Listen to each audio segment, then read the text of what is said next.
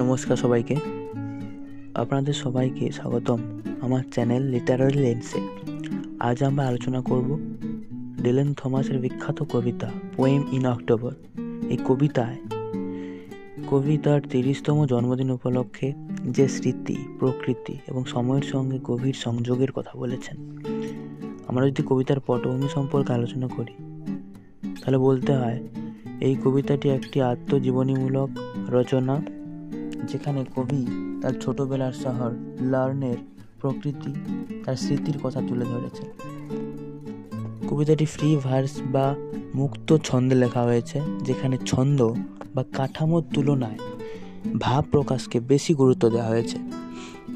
আজকের ভিডিওতে আমরা পোয়েম ইন অক্টোবর কবিতার প্রতিটি লাইন সহজ ভাষায় বিশ্লেষণ করব। তাই সবাইকে অনুরোধ করব ভিডিওটি শেষ অবধি দেখুন। আশা করি কবিতা সম্পর্কে তোমরা একটি পরিষ্কার ধারণা পাবে, যেটা তোমার এক্সাম বা বিভিন্ন ক্ষেত্রে উপকার করবে। যে ভিলেজটার কথা আমরা বলছি, যে লর্ন ভিলেজ, তার পরিবেশটা সম্পর্কে আমাদের আগে জানতে হবে। তার পরিবেশটা ঠিক কীরকম সেটা আগে আমাদের জানা উচিত। ফরেস্ট, সমুদ্র, মৎস্যজীবীদের নৌকো, সেখানে একটা হিল সাইড এবং জঙ্গলও পাবো, যেটা একটা সুন্দর পরিবেশকে তুলে ধরে, যা কবির জীবনের সাথে ওতপ্রোতভাবে জড়িত। তো এই কবিতাটি কবির নস্টালজিয়া হিসেবেও দেখা হয়।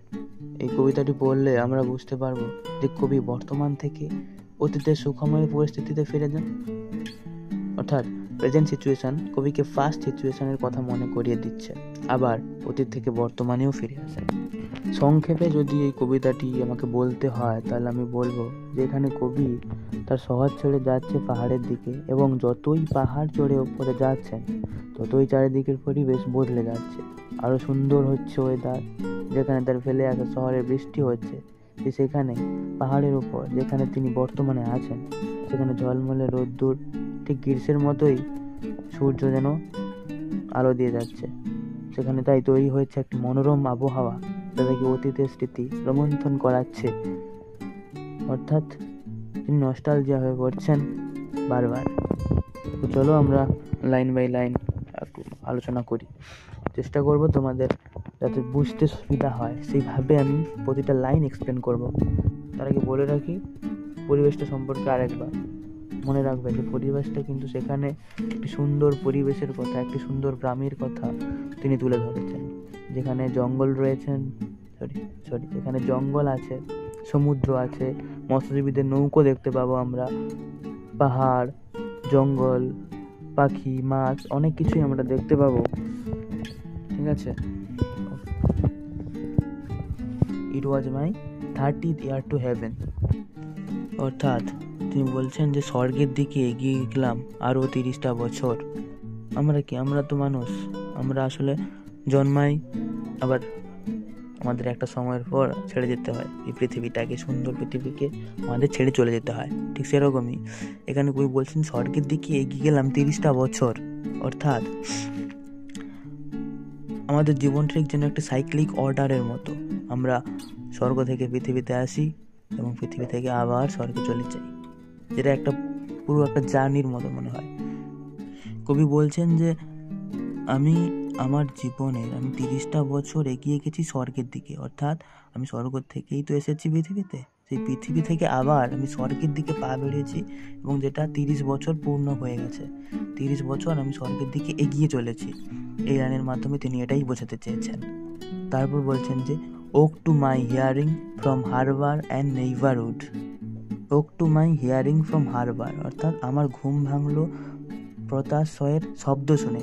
হারবার, এখানে হারবার হলো আসলে যেখানে জাহাজ আসে এবং জাহাজ আবার পুনরায় সেখান থেকে ছাড়া হয়, তো সেই এলাকাটাকে হারবার বলে। আগেই বলেছি এটা একটা ফিশিং আইল্যান্ড। তো এখানে আমরা দেখতে পাবো যে বিভিন্ন নৌকো, যেগুলোতে মানুষরা মাছ ধরতে যায়, সেই নৌকোগুলো পাড়ে আছে এবং সেগুলো যেখান থেকে ছাড়া হয় এবং যেখান থেকে আবার ফিরে আসে, যেটাকে হারবার বলে। আর নেইবারহুড মানে কাছাকাছি একটা জঙ্গল আছে। আগে বলেছি একটা জঙ্গল সেখানেই আছে, তো একটি নেইবারহুড মানে কাছাকাছি জঙ্গল, সেখান থেকে আওয়াজ এসে আমার ঘুমটাকে ভাঙিয়ে দিল।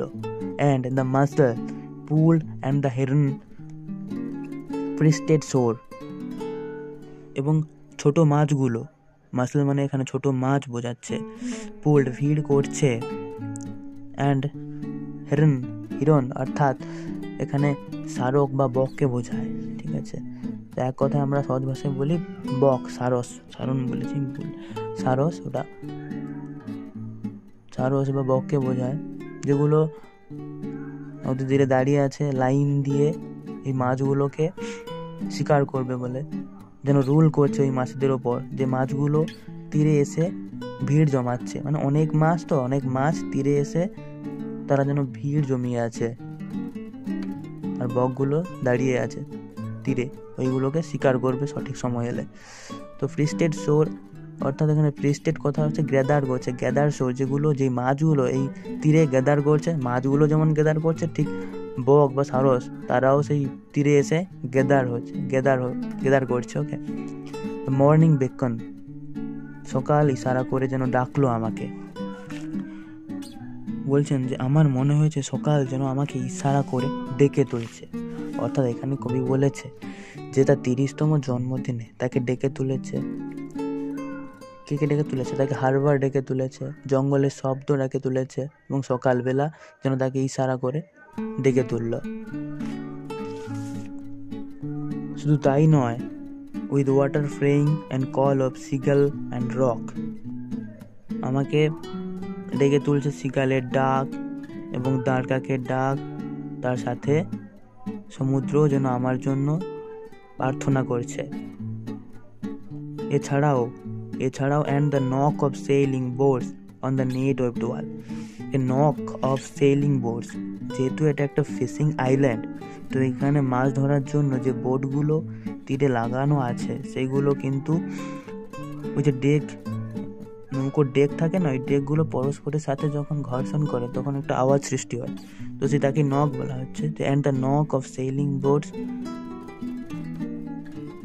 On the net webbed wall, এছাড়া আওয়াজ হচ্ছে ওই দূর থেকে কবি দেখছেন যে ওই যে জালগুলো ফিশিং আইল্যান্ডে মাছ ধরার যে জাল, সেই জালগুলোকে এমনভাবে রাখা আছে যেটা দূর থেকে দেখলে মনে হবে একটা দেওয়াল, এবং সেই দেওয়ালে নৌকো যেন বারবার আঘাত করছে, শব্দ হচ্ছে, অর্থাৎ নৌকোগুলো পরস্পরের ডেকে ধাক্কা লেগেও আওয়াজ হচ্ছে, এবং সেই নৌকোগুলোই আবার ওই দেওয়ালে যেন ধাক্কা মেরেও আওয়াজ তৈরি করছে। Myself to set foot that মুহূর্তে মাইসেলফ টু সেট ফুট, আমি বেরিয়ে পড়লাম, in the still sleeping town set forth, সেই ঘুমন্ত শহর ছেড়ে পাহাড়ের দিকে আমি সেই মুহূর্তে বেরিয়ে পড়লাম। অর্থাৎ আমরা এখানে দেখতে পাচ্ছি কবির জন্মদিনকে নেচার সেলিব্রেট করছে, হারবার সেলিব্রেট করছে, মাসল সেলিব্রেট করছে, heron, morning, water, cigar and rock, সবাই মিলে কবির এই জন্মদিনটাকে 30তম জন্মদিনকে যেন সেলিব্রেট করছে। তো তারপরে স্ট্যান্জাতে বলছে যে my birthday begin with the water, আমার জন্মদিন শুরু হলো উইথ দ্য ওয়াটার, অর্থাৎ উইথ দ্য প্রেয়ার অফ ওয়াটারের প্রার্থনা দিয়ে। Birds and the birds of the wings trees flying my name above the farms and the white horses, birds and the birds, পাখি এবং পাখি, অর্থাৎ এখানে অনেকগুলো পাখি যেগুলোকে একসাথে একটি ডানাযুক্ত গাছ মনে হচ্ছে, অর্থাৎ পাখিগুলো অনেক এমন পাখি একসাথে আছে যেগুলোকে মনে হবে যেন ডানাযুক্ত গাছ, এবং তারা আমার এই নামটিকে উড়িয়ে নিয়ে যাচ্ছে, অর্থাৎ সেলিব্রেট করছে, অর্থাৎ পাখিরাও আমার নাম নিয়ে সিঙ্গিং করছে, তারাও যেন আমার গানটা গাইতে গাইতে উড়ে চলেছে। এভাব দ্য ফার্মস, খামার বাড়ি এবং খামার বাড়িতে থাকা হোয়াইট হর্সেসের উপর দিয়ে। অ্যান্ড আই রোজ, আমি উঠে পড়েছি, ইন দ্য রেইনি অটাম, বর্ষাময় অটমে, and walked abroad in a shower of all my days, এবং আমি হেঁটে চলেছি সারাদিনের বৃষ্টি মাথায় নিয়ে আমার এই জন্মদিনে। এখানে কবি দুই ধরনের বৃষ্টি বোঝাচ্ছে, বুঝতে হবে এখানে কবি দুই ধরনের বৃষ্টি বোঝাচ্ছে। এক হলো প্রকৃতির বৃষ্টি, যেটা হচ্ছে এবং কবির মাথায় এসে পড়ছে। এছাড়াও আরও একটি বৃষ্টির কথা কবি বোঝাতে চেয়েছেন, যে কবির ফেলে আসা 30টি বছরের প্রতিটি দিন বৃষ্টির ফোঁটার মতো কবির মাথায় যেন ঝরে পড়ছে, কবির শরীরে যেন ঝরে পড়ছে। এখানে কবি নস্টালজিক হচ্ছেন, পুরোনো দিনগুলোর কথা তার মনে পড়ছে, জন্মদিনের দিন। High tide and the heron dived when I took the road over the border. যখন কবি এখান থেকে চলে যাচ্ছেন তখন বিভিন্ন পরিবর্তন শুরু হয়ে গেছে। জোয়ার চলে এসেছে, হাই টাইড, জোয়ার চলে এসেছে। অ্যান্ড দ্য হেরন ডাইভড, এবং যে হেরন তীরে বসেছিল, সেই জোয়ার আসা মাত্র এসে যেন ডাইভ করলো, অর্থাৎ জাম্প দিল, জলে জাম্প দিল। তার কারণটা হলো ওই মাছগুলোকে ধরার জন্য। And when I took the road over the border,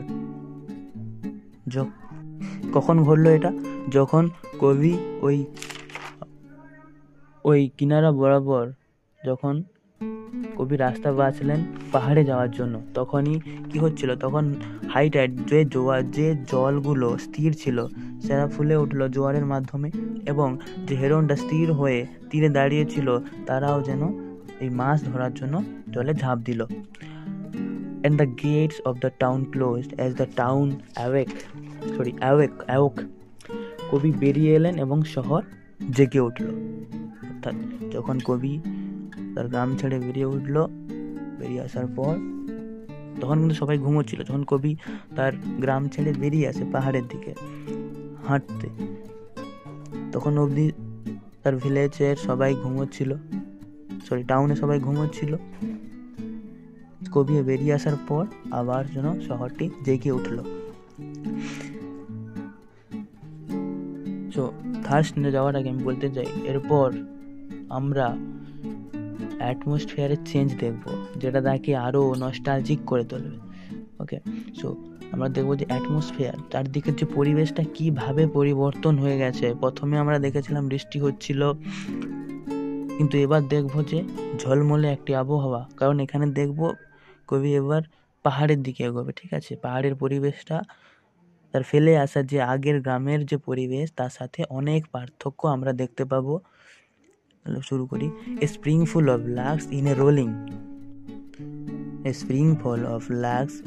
rolling cloud. আকাশের যে মেঘটি গোড়াগড়ি খাচ্ছে তার ভেতর থেকে একদল গায়ক পাখিরা গান গাইছে। ওকে, এ লার্কস মানে স্কাই লার্ক, আসলে তারা গান গাওয়ার জন্যই বিখ্যাত, তার গানের জন্যই যেন বিখ্যাত। শুধু তাই নয়, and the road side bushes brimming with whistling, এবং রাস্তার ধারে যে ঝোপঝাড়গুলো সেখান থেকেও ব্ল্যাক বার্ডের হুইসলিং অর্থাৎ গান যেন উপচে পড়ছে। And the sun of October summery on the hills is soldier, এবং অক্টোবরের যে সূর্যটা আমার কাছে সামারের সূর্যের মতো মনে হচ্ছে। অর্থাৎ কবি এখানে বলেছে যে আগের পরিবেশে রেন ছিল, কিন্তু এখন তার পরিবর্তে যেন সামার এসেছে। কোথায় সেটা হলো পাহাড়ের কাঁধে। On the hills is soldier, অর্থাৎ পাহাড়ের কাঁধে, অর্থাৎ পাহাড়ে। অর্থাৎ আগে ছিল রেনি অ্যাটমসফিয়ার, কিন্তু এখন সানি অ্যাটমসফিয়ার, এবং সেটা কোথায়? সেটা হচ্ছে পাহাড়ে। হেয়ার ওয়ার ফন ক্লাইমেটস, এখানে আবহাওয়া খুব ভালো। অ্যান্ড সুইট সিঙ্গার সাডেনলি, এখানে সুইট সিঙ্গার্স মানে এখানে আবহাওয়াও খুব ভালো এবং গান গাইছে মিষ্টি পাখিরা। কিন্তু হঠাৎ করেই যেন পরিবেশটা বদলে গেল। ঠিক আছে, come in the morning where I wonder and listen to the rain ringing, wind blow cold in the wood far way under me. Come in the morning where I wonder and listen to the rain ringing, কিন্তু সকালে যেখানে আমি ইতস্ততভাবে ঘুরছিলাম এবং শুনেছিলাম two the rain ringing, বৃষ্টির শব্দ wind blow cold, ঠান্ডা বাতাসের শব্দ, ঠান্ডা বাতাস প্রবাহের শব্দ, সেই পরিবেশটা, সেই যে বৃষ্টিময় পরিবেশটা এখন in the wood far way under me, এখন অনেক দূরের সেই জঙ্গল, in the food fur way under me, সেই পরিবেশটা এখন দূরের জঙ্গলে আমার থেকে নিচে আছে। সেই পরিবেশটা যেটা আমি ছেড়ে আসছি, আমি তো এখন পাহাড়ে, কবি বসাতে চেয়েছেন তিনি তো এখন পাহাড়ে, পাহাড় থেকে দেখছেন যে নিচের সেই পরিবেশটা যেটা তিনি ছেড়ে চলে এসেছেন, সেই জঙ্গলটা যেটা এখন নিচে, অনেকটাই নিচে। এরপরে আমরা দেখব যে এই সুন্দর পরিবেশ, পাহাড়ের যে মনোরম সুন্দর পরিবেশ, সেটা তার নস্টালজিয়া, অর্থাৎ তিনি ফিল করবেন নস্টালজিয়া, তিনি তার শৈশবের দিনগুলোতে ফিরে যাবেন, মনে হবে শৈশবের দিনগুলিতে ফিরে এসেছেন। অর্থাৎ এই কবিতাটিতে আমরা দেখতে পাবো যে কবি হঠাৎ করেই প্রেজেন্ট থেকে পাস্টে চলে যাচ্ছে, আমরা পাস্ট থেকে প্রেজেন্টে চলে আসছেন। কবিতাটি একটি সুন্দর কবিতা। সো এর পরের পার্টেও আমরা আলোচনা করব।